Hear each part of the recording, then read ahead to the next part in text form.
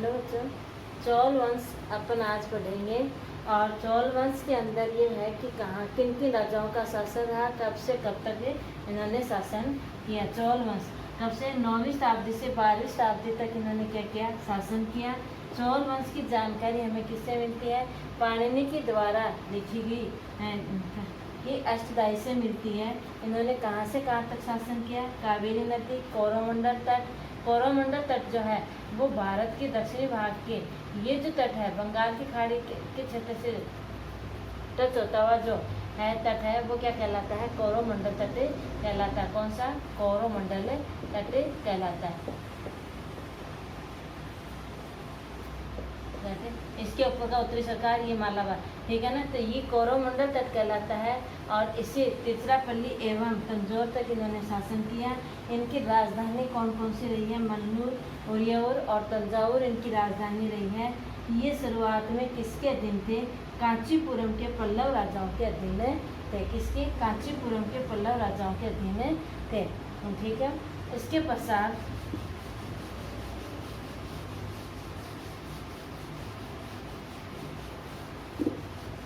कांचीपुरम के पल्लव राजाओं के ये क्या थे? अधीन थे, ठीक है। विजयालय चौल साम्राज्य का क्या माना जाता है? द्वितीय संस्थापक माना जाता है।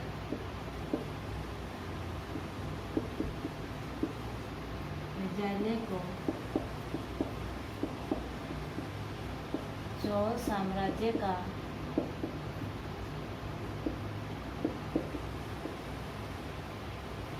चौल साम्राज्य का द्वितीय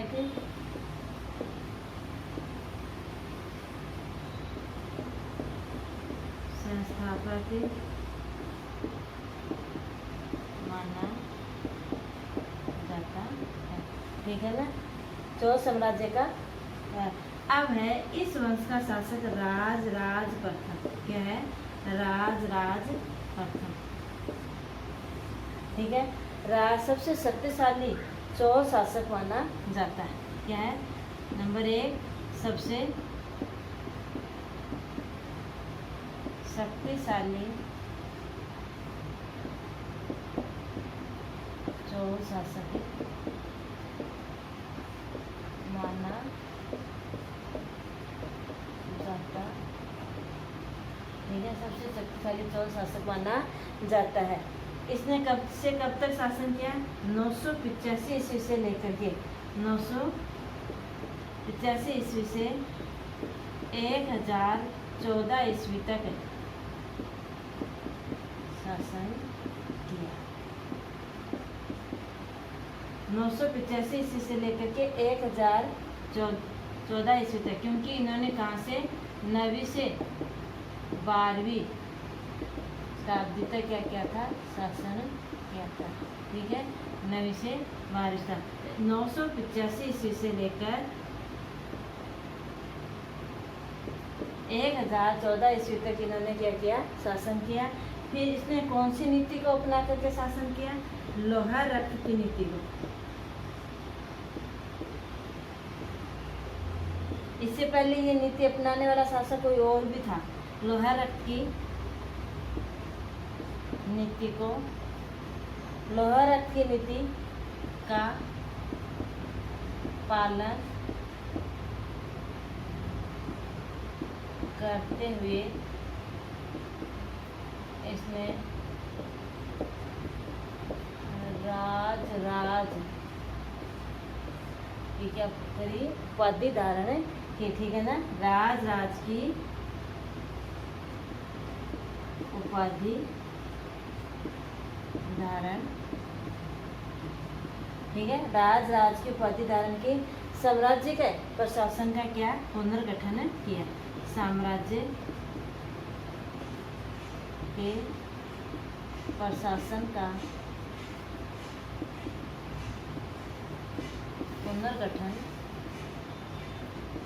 किया, ठीक है। इतनी बात, यानी चौल साम्राज्य का शासक राजराज प्रथम जो सबसे शक्तिशाली शासक था, 985 से 1014 ईस्वी तक इसने शासन किया। कौन सी रीति अपना करके इसने राज की उपाधि धारण की थी? लोहा रक्त की नीति को अपना करके।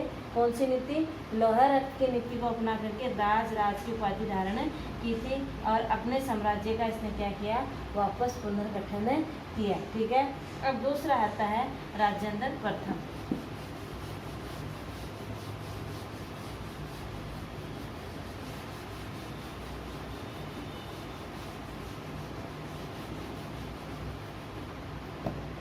राजेंद्र प्रथम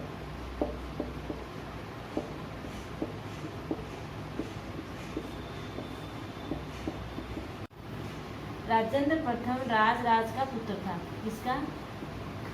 राज का उत्तराधिकारी बना।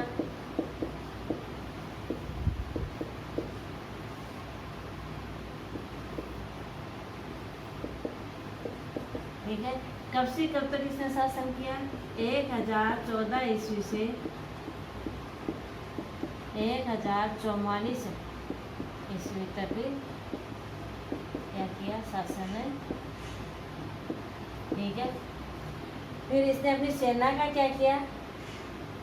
जल सेना का पुनर्गठन, जल सेना का गठन किया। क्या किया इसने? जल सेना का। उसने तो अपने प्रशासन का पुनर्गठन किया और इसने क्या किया? जल सेना का गठन किया। ठीक है। और कहां से कहां तक इसने शासन किया? गंगा घाटी,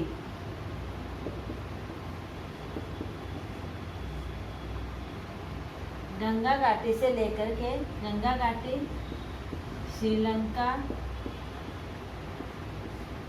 मध्य दक्षिणी पूर्वी एशिया,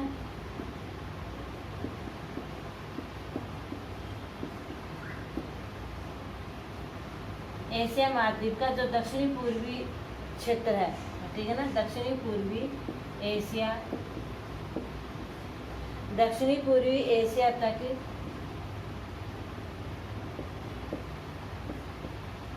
अपने साम्राज्य का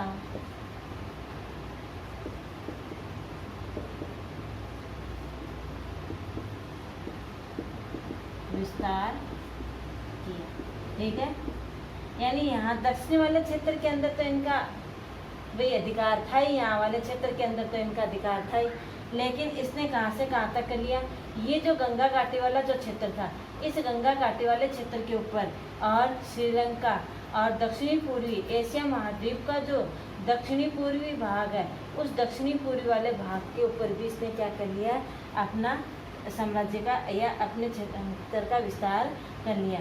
इसके पश्चात देखो, यहाँ तक इसने इस गंगा घाटी वाले क्षेत्र को जीतने के पश्चात और इसने किसकी उपाधि धारण की? गंगेकोंड की उपाधि धारण की। किसकी? गंगेकोंड की उपाधि धारण। ये बात आपको ध्यान में रखनी है, उपाधि धारण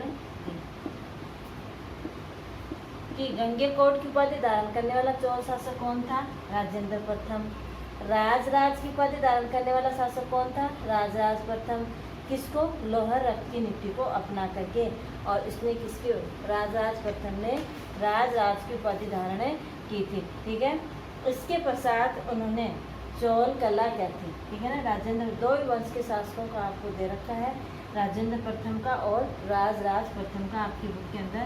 तो यहाँ सिर्फ इतना ही दिया हुआ है कि राज का उत्तराधिकारी था। 1014 से 1044 तक इसने शासन किया, जल सेना का गठन किया, गंगा घाटी, श्रीलंका और दक्षिण पूर्वी एशिया तक अपने साम्राज्य का विस्तार किया और क्या किया? इसने गंगेकोंड की उपाधि धारण की। ठीक है। कि चोल वंश के कौन से शासक ने गंगेकोंड की उपाधि धारण की? राजेंद्र प्रथम ने। अब अपन पढ़ते हैं चोल कला, यानी चोल वंश के शासकों के समय और जो कला थी वो किस प्रकार से उन्होंने इसका विस्तार किया था।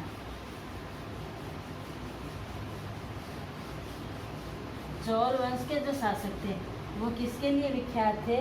भव्य मंदिर, चोल कला किसके लिए? भव्य मंदिर। और किनके लिए थे? मूर्ति कला के लिए। इनके काल में बनाई गई मूर्तियाँ लिए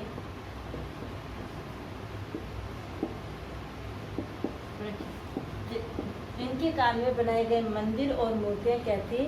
प्रसिद्ध थी। अब इसमें इनके काल में जो मंदिर मूर्तियाँ जो बनाई गई थी वो बनाई किस शैली में गई थी? यानी द्रविड़ स्थापत्य कला का, द्रविड़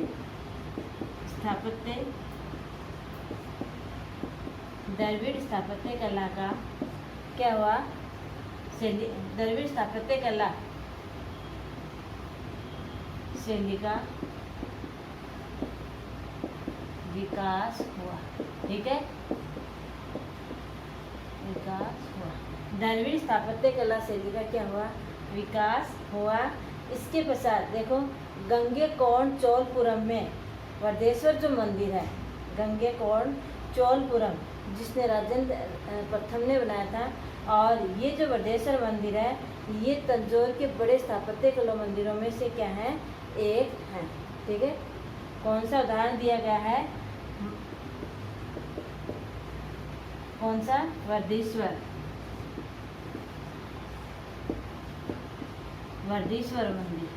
ठीक है, ये जो वर्देश्वर मंदिर है ये जो तंजौर क्षेत्र में स्थित है, उस तंजौर क्षेत्र का जो तमिलनाडु का, ठीक है, मंदिर क्या है?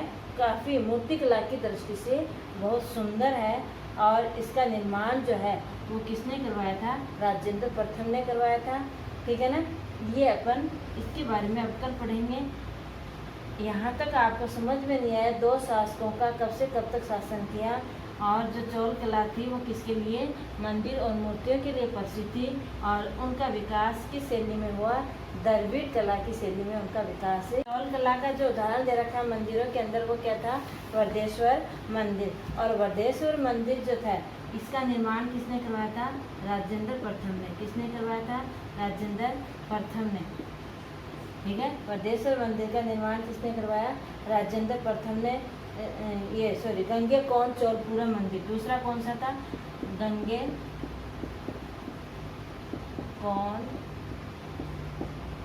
चोलपुरम। ठीक है, इस मंदिर का निर्माण किसने करवाया? राजेंद्र प्रथम ने करवाया। और ये है मंदिर कितना? 105 मीटर लंबा। कितना मीटर लंबा है? 105 मीटर लंबा, 50 मीटर क्या है? चौड़ा। ठीक है, 105 मीटर लंबा और 50 मीटर क्या है? चौड़ा है। और इस मंजिलों की संख्या कितनी है? 8 मंजिलों का ये क्या है? बना हुआ है।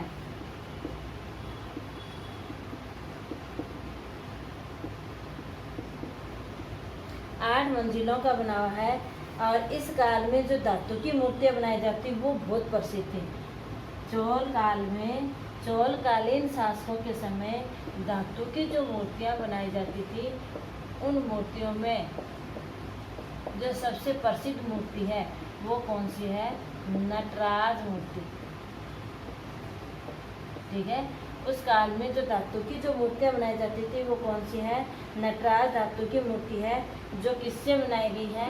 कांसे से। किससे निर्मित है ये? कांसे से बनी हुई है। तो इतना आपको समझ में आया होगा कि चोल कला में भव्य मंदिर और मूर्तिकला के लिए प्रसिद्ध था। द्रविड़ स्थापत्य के शैली के अंदर उनका विकास हुआ था। वहाँ के दो मंदिरों के उदाहरण दे रखे हैं, एक वर्देश्वर और दूसरा गंगैकोंड चोलपुरम। गंगैकोंड चोलपुरम मंदिर का निर्माण किसने करवाया? राजेंद्र प्रथम ने करवाया। 105 मीटर लंबा है, 50 मीटर चौड़ा है, और ये कितने मंजिलों का बना हुआ है? 8 मंजिलों का ये बना हुआ है। और उस समय जो धातु की जो मूर्तियाँ थी वो भी काफ़ी प्रसिद्ध थी। और धातु की मूर्तियों के अंदर किसका उदाहरण दे रखा है? नटराज मूर्ति का। और ये नटराज मूर्ति जो है वो शिव की बनी हुई है, और वो किसकी बनी हुई है? कांसे की बनी हुई है। ठीक है, अगर अब आपको कहीं समझ में नहीं आए तो आप कमेंट बॉक्स में लिख करके ज़रूर पूछें। वीडियो को अंत तक देखें, पूरा समझें अच्छी तरीके से। जहाँ आपको कोई समझ में नहीं आती है लाइन आप फिर पूछें। धन्यवाद।